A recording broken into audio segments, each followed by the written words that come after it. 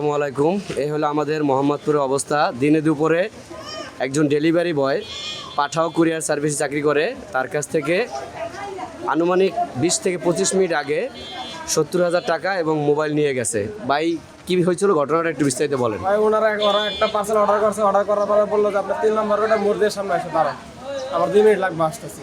তো আমি এসে দাঁড়াইছি, 5 মিনিট হয়ে গেছে। পরে আবার ফোন দিলাম, বললাম যে ভাই কই আছেন? আসতেছি ভাই, 2 মিনিট দাঁড়ায় রয়েছি। আর দেখি ওনারা এদিক দিয়ে একসাথে 10-12 জন ঢুকছে, ঢুকে ডাইরেক্ট আমরা হামলা করছে বলতে 2 পকেটে 2 হাত দিছে আর চাপাটি বার করে আমার ধরছে।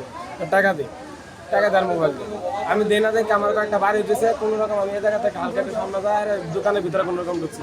দোকানে শাটারও নামাইটি তুলেছিল, আমি জোর করে দোকানের ভিতরে ঢুকছি। ওরা 3-4 জন ঢুকছে, ঢুকে পকেট থেকে টাকা নিছে আর মোবাইল নিছে আর কটা বাড়ি দিয়েছে। আমার এই জায়গায় টাকা দেয় না, ঠিক চাপাটি দিয়ে বাড়ি দিয়েছে। খুব দিকে ধরছিল, খুব দেয় নাই।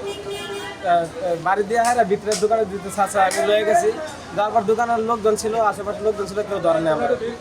সবাই আর কি যার মতো যায় সে ছুটে ধরা যাইতেছে গা।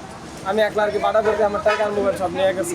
কত টাকা নিছে আপনার? আনুমানিক 70 থেকে 75,000 টাকা আর ফোন আর মোবাইল নিয়েছি। আচ্ছা, এই হলো আমাদের মোহাম্মদপুরের অবস্থা।